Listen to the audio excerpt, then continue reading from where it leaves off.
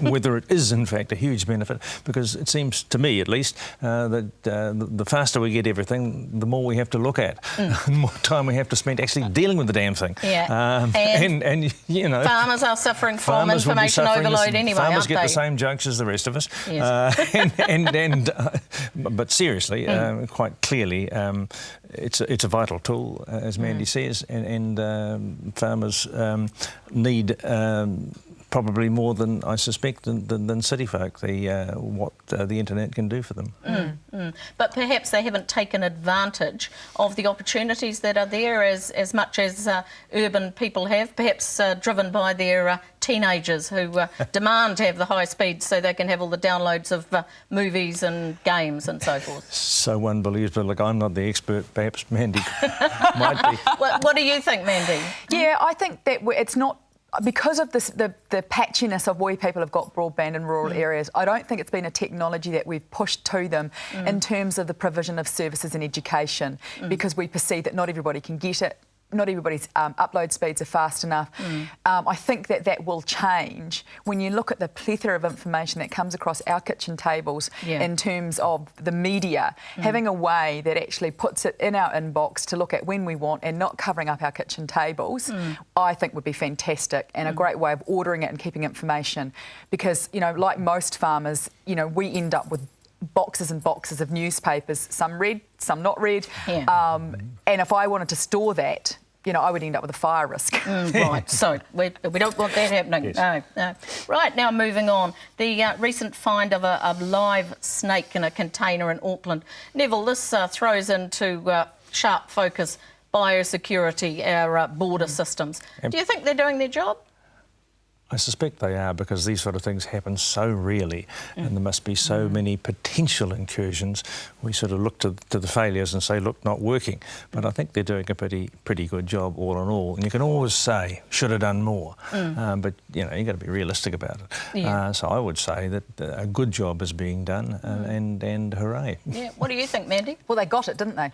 Yes. It didn't end up on farm. And I think that, you know, what they put in that article, I think it was in the New Zealand Herald, what they didn't put was actually how many tonnes have gone through unscathed. They talk about a snake and some flies and cockroaches and things like that, but how many thousands of tonnes have gone out on farm? You know, I buy palm kernel, for example, and I've never seen anything in my palm kernel that my cows haven't been willing to eat. And they're not starving, by the way. But I think we've got to put it into the greater context. It's not just palm kernel.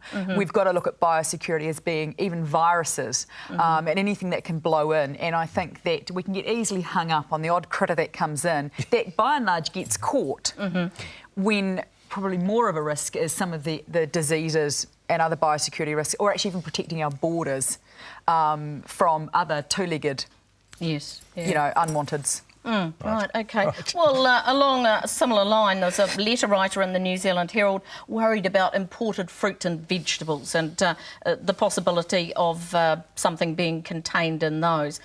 Do you think there's a real risk there? I mean, surely the obvious answer is to eat local, isn't it? Oh, absolutely. Well, I'd like to think so. I was going to say absolutely, but each to their own. I think that what we've got to go back to is actually our biosecurity and food safety laws and then look at what they're trying to do and trying to prevent. And there are some foods that we actually can't get in this country that people particularly like. Bananas are a classic. We can't grow it here. Yes. Yep. So we've got to keep up to speed. Those laws and reviews need to be kept up to speed with what actually is happening, with the speed of that fruit coming into the country, where it's coming from and what quarantine is actually happening at the port of origin. Yeah, right. Well, moving on to a particular interest of yours, Neville, wine. Natarawa wines, they're off to China. They're talking about huge demand from this market. But is New Zealand doing enough? Are we putting the concerted effort in to really capitalise on that growth of wealth? I wouldn't presume to judge, but I hope we are, because I think that's where the future economically lies, in the growing wealth in the East. We don't have to feed them all, but we there are, you know, a middle class is growing which has the wherewithal, and we need to get into it, I think. And I always used to be proud of the value added to a litre of New Zealand milk this way and that way, but it doesn't match the value added to a litre of grape juice. Yeah, great. Now, Mandy, news in that the Australian wine producers, they believe they've got a Sauvignon Blanc killer that's going to really unseat New Zealand's preeminence in that market. What do you think?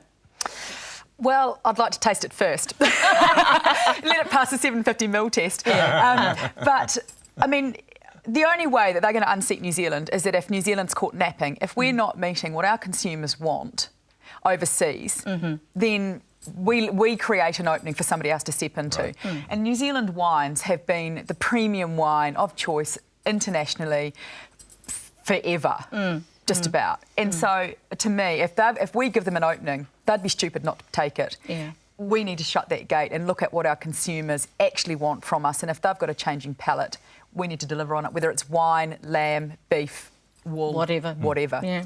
Well, along those lines, the Chileans are very interested in moving in on avocado oil.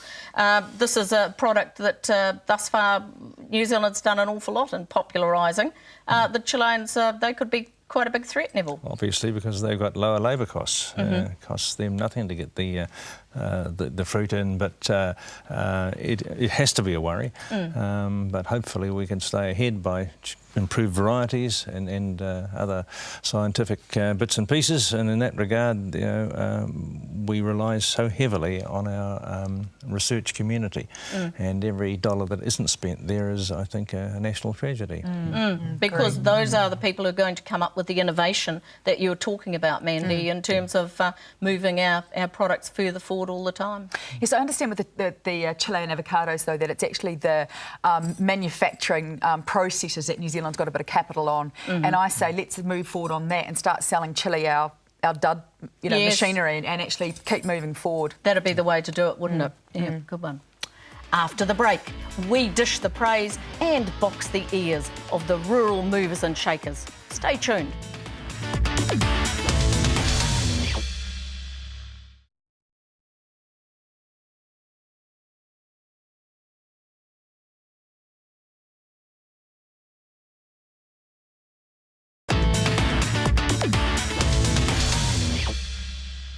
Welcome back to Straight Talk.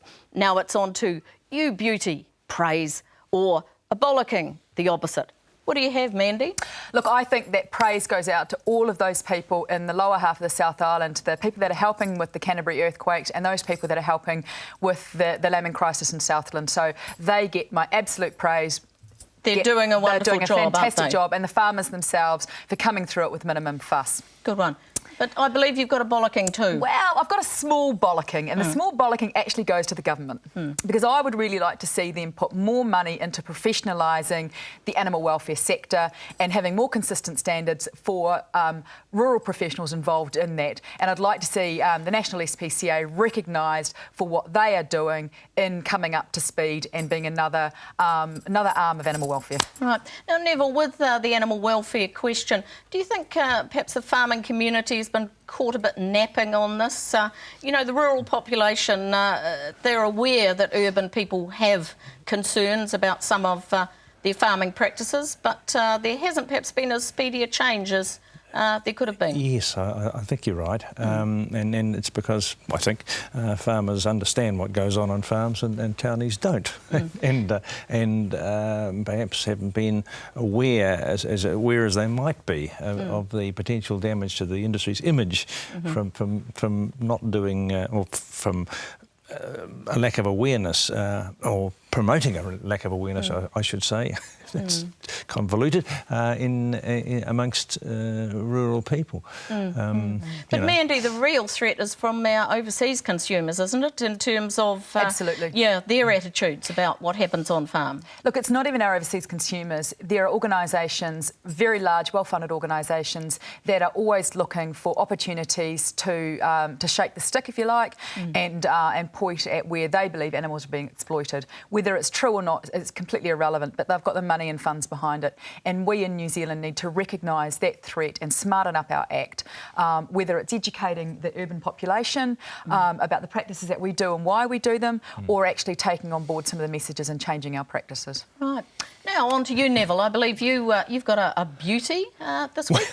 I don't know whether it's a beauty, but I was delighted to see the former president of the Law Society, Bruce Lane, tackling those who say that anybody who opposes the sale of farmland is xenophobic.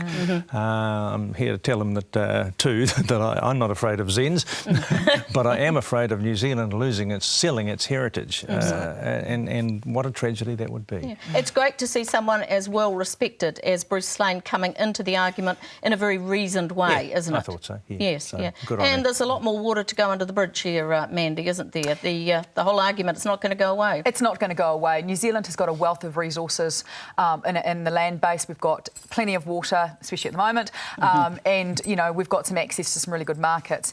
And if you look at what's happening globally with the demand for food, there are a number of countries out there that want to come in, buy our land, so that they become food safe. Right.